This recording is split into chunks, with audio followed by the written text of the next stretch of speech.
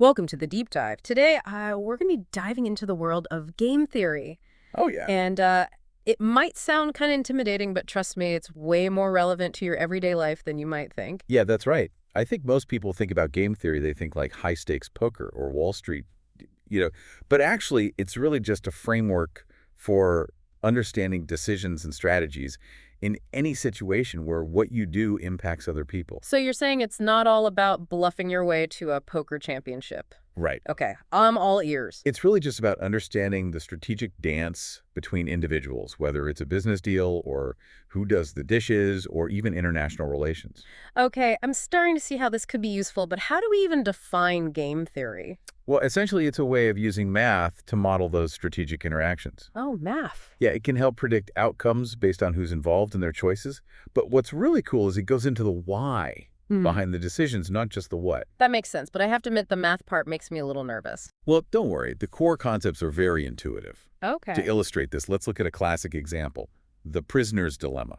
Ooh, the prisoner's dilemma sounds intense. It is. No. So imagine two partners in crime. They get caught, but the police don't have enough evidence to convict them on the most serious charges, so they separate them and offer each one a deal. Okay. The detective leans in and says, if you confess and rat out your buddy, you walk free. But if you stay silent and your partner talks, you look at 10 years. Wait, so even though they'd both be better off staying silent, they're likely to turn on each other. Why would they do that? That's the dilemma. Logically, cooperation is the best strategy. If both stay silent, they both get off easy. Yeah. But from each individual's perspective, confessing seems like the safer bet no matter what the other person does. Because they're terrified of getting the short end of the stick if their partner betrays them. Exactly. That fear of betrayal often leads to both prisoners confessing, which results in a worse outcome for both of them. It really highlights how individual self-interest can sometimes be bad for everyone. Yeah, that's a powerful example of how things can backfire when we only focus on what we think is best for us. And that's exactly why understanding game theory is so valuable. It reveals these outcomes and helps us understand why things happen the way they do. So the prisoner's dilemma is like a cautionary tale, but is it actually relevant to real-world situations? Oh, absolutely. Okay. While it might seem like a thought experiment, it's a framework for understanding a ton of real-world situations. Like what? Well, think about the Cold War arms race. Each superpower felt like it had to build up its nuclear arsenal, even though disarmament would have been safer for everyone. So they were stuck in like a global prisoner's dilemma. That's terrifying. Exactly. Or consider trade wars, where countries try to protect their own industries, but it actually ends up hurting everyone involved. So individual nations act in their own best interest, but the collective outcome is negative. Exactly. It's amazing how one simple game theory scenario can give us insights into such complex global issues. That's the beauty of it. It's a lens through which we can analyze these situations and maybe find better strategies. So speaking of strategies, are there any that can help us navigate these tricky situations, like with the prisoner's dilemma? Is there a way to encourage cooperation? Absolutely. One that's proven super effective in repeated interactions is called tit for tat. Tit for tat. That sounds kind of aggressive. Maybe, but it's actually really simple and effective. Okay. You start by cooperating, and then in each following interaction, you just mirror your opponent's previous move of crime. They Oh. cooperate, you cooperate. They betray you betray them. So it's like establishing a pattern of reciprocity. Exactly. It's like saying, I'm willing to play fair, but don't take advantage of me. Okay. What's fascinating about it is that it combines elements of being nice, forgiving, and clear about what you'll do. It sounds almost too good to be true. Is there any evidence that this actually works? There is actually this really interesting story. A political scientist named Robert Axelrod organized a tournament where he had all these different strategies compete against each other in a simulation of the prisoner's dilemma. So kind of like a battle royale of game theory strategies. Yeah, you could say that. And guess what? Tit for tat consistently won, even against way more complex strategies. Wow, that's fascinating. It's like the tortoise and the hare of strategic thinking. Yeah. I imagine not all situations are as simple as the prisoner's dilemma, though. Yeah, you're right. Are there different types of games we need to be aware of? Yeah, a key distinction is between cooperative and non-cooperative games. In cooperative games, players can work together. Okay. It's about finding win-win solutions for everyone involved. So like a team working on a project or countries collaborating on climate change. Exactly. Cooperative games highlight the power of working together and having shared goals. Okay. A good example of a concept used in cooperative games is the Shapley value. The Shapley value. Yeah, have you heard of that? I have to admit that one's new to me. What is that? So imagine you have a group working together and they achieve something. Okay. The Shapley value is a way to figure out mathematically how much each person contributed and how much of the reward they deserve. So like in a business, you could use it to figure out how to split the profits fairly? Exactly. It helps make sure everyone gets their due credit and no one's taking advantage of the group. Now, in contrast to that, we have non-cooperative games. Okay. These are situations where people act in their own self-interest, even if it hurts others. So things like bidding at an auction or haggling with a street vendor. Yep. Think about companies competing for market share.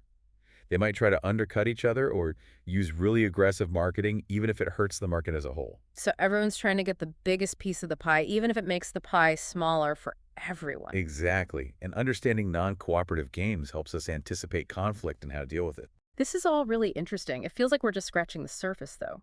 How does this play out in the digital world with things like cryptocurrency and online marketplaces? That's a great question. And game theory is becoming increasingly important in this area.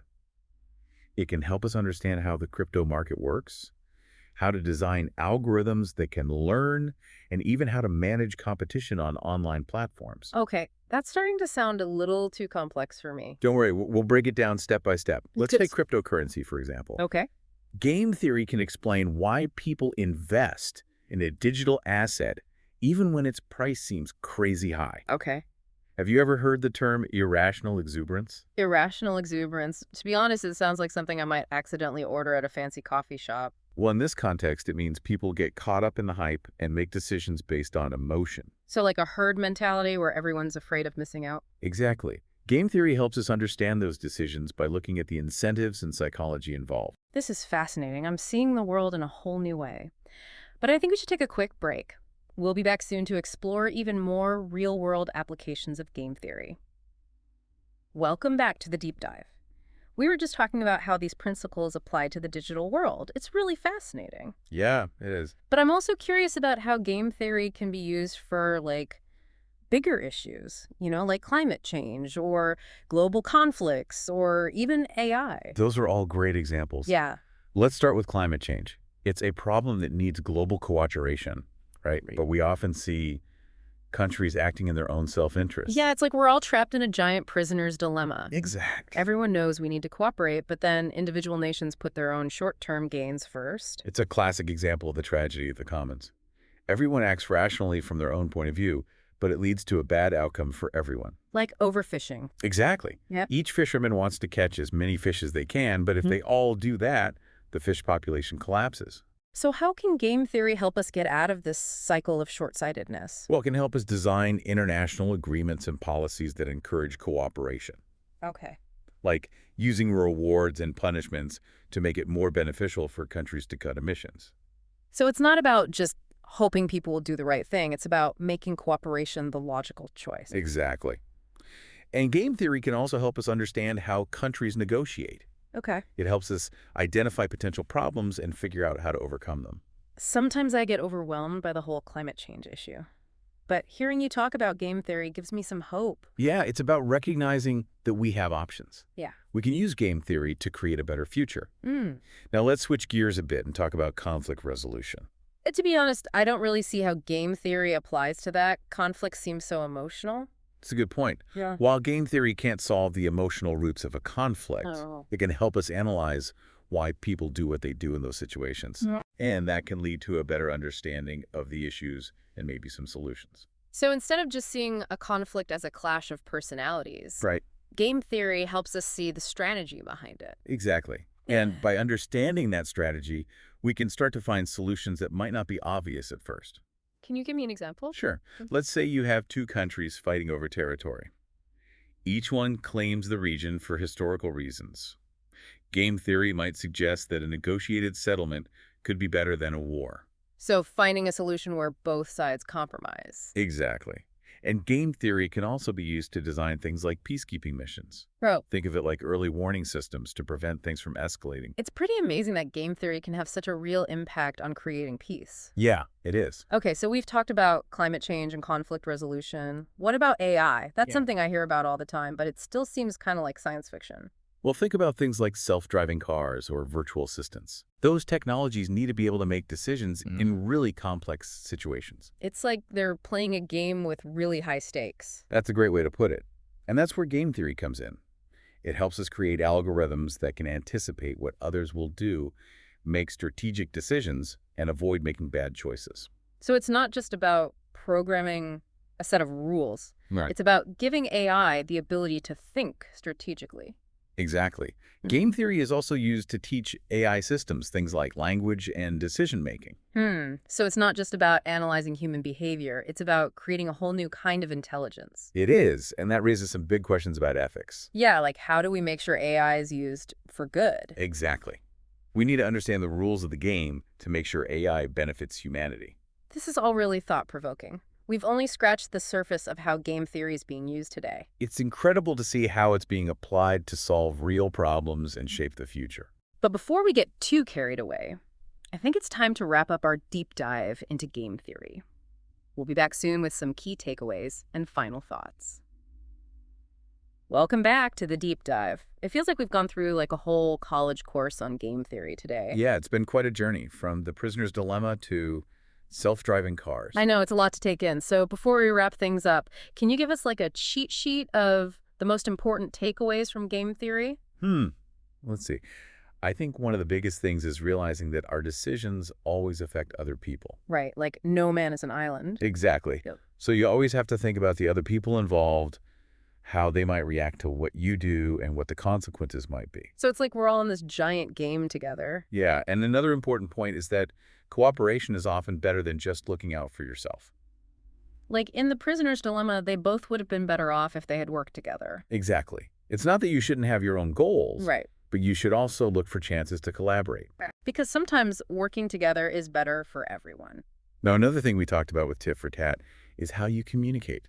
Yeah, it's not just what you do, but how you let people know what you're thinking. You need to be clear about what you value and how you'll react. That helps build trust and prevents problems. It's about being predictable in a good way. Exactly. Mm. And finally, I'd say the most important thing is to be adaptable. Because the world's always changing. The rules of the game are always evolving, so you have to be flexible and willing to adjust your strategy. So basically be a lifelong learner. Exactly. Keep learning and be open to new ideas.